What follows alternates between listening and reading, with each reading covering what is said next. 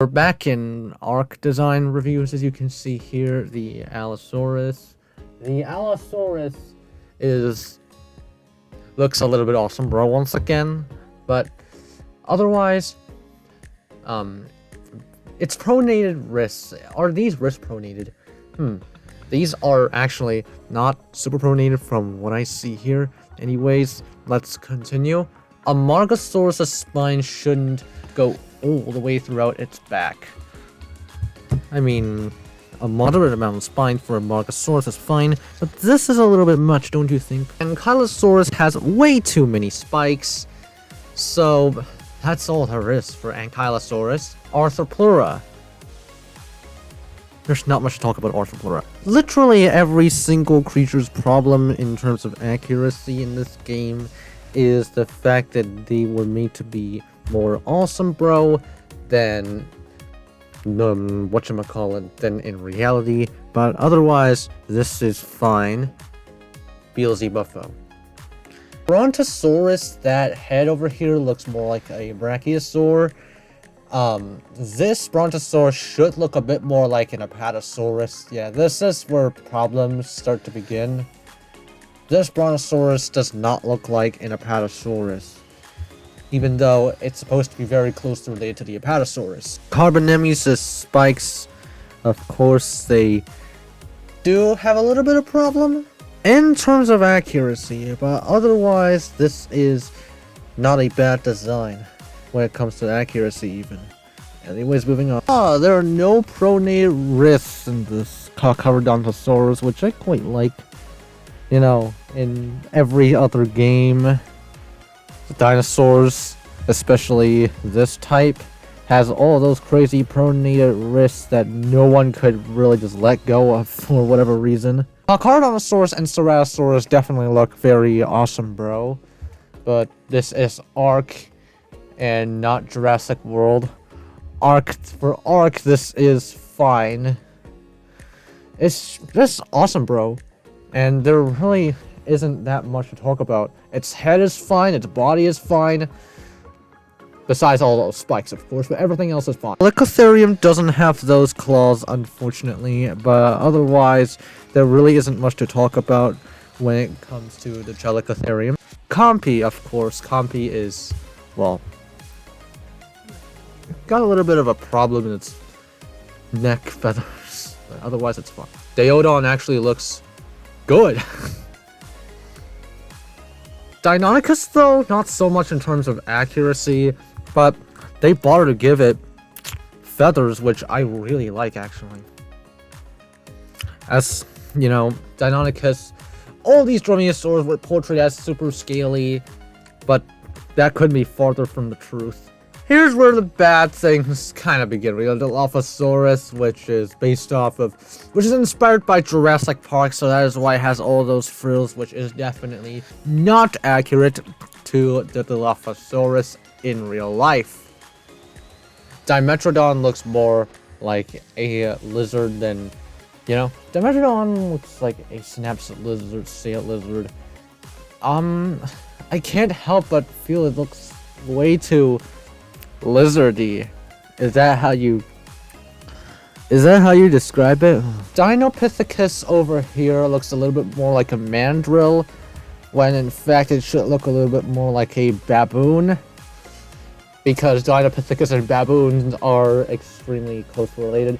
I mean, mandrills are also closely related to baboons, and they have more color. Diplodocus is fine. Its head can look a little bit compacted, but otherwise Diplodocus is not terrible. Dire wolf. Obviously, its feathers look a little bit exaggerated, but in the end, it's supposed to look like a wolf. It's called a dire wolf, even though it belongs to the genus Anocyon instead of the genus of Canis. Dodo, of course, is really not much to talk about. Doedicurus is, Doedicurus, its spikes are just made up, obviously. Everything else about the Doedicurus is okay, though. Drenoctus. Drenoctus. It's a new creature They even put more effort in it than Jurassic World. They just copy and paste the Dominion model. Fossilosuchus spikes over here makes it look like a Godzilla light. Gallimimus should have feathers all over its body. That's pretty much all there is, though. Gallimimus' neck over here is also a little bit of a problem. Sometimes those models look a bit awesome, bro, but otherwise it's fine. And here's the one you've all been waiting for, the ARK Giganotosaurus, which is just gigantic, by the way. ARK's Giga was said to be 71 feet long, but in-game it's 146 feet long. We're only talking about designs, though, so the lengths don't really matter, and honestly, the design, it looks way more accurate than the one from Jurassic World Dominion. Gigantopithecus should look more like an orangutan instead of whatever this design is. This looks more like a...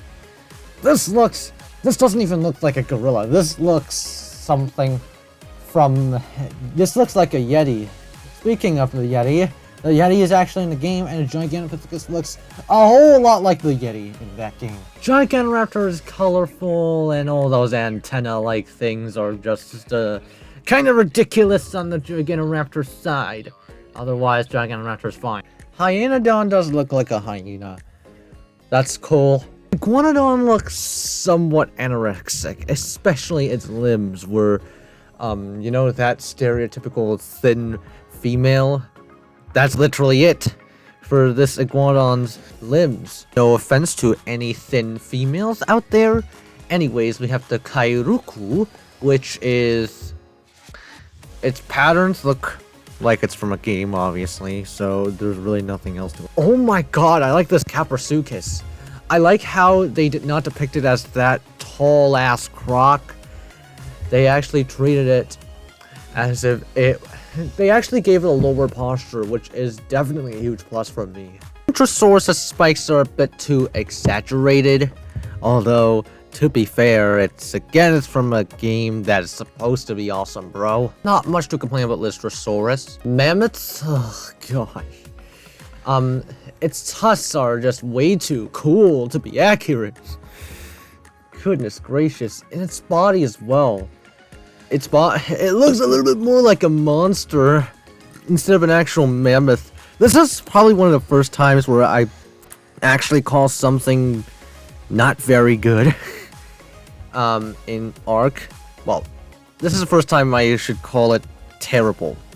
On the really bad category. Not to the point of terrible, though. Megalania, this kind of feels off. I don't know why, but it should resemble a gigantic Komodo dragon. Megaloceros horns also look very ARK.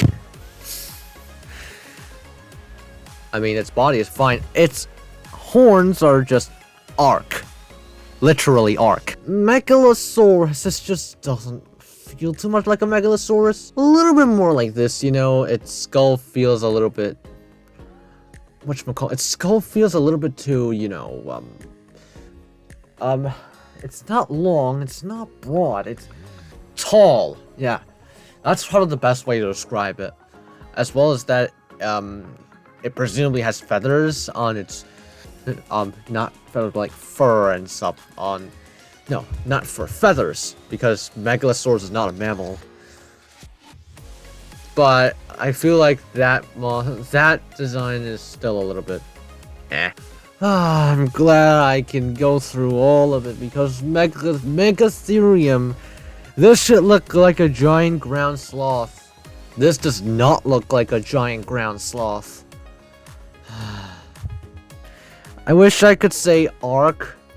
I wish I could say ARK could create more accurate models than even Jurassic Park and Jurassic World can, but Megatherium is where things start to actually tilt towards Jurassic World.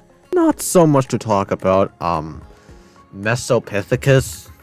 Microraptor has almost the same problem as Archaeopteryx, except its feathers are now on the head. Are now on the nose, okay.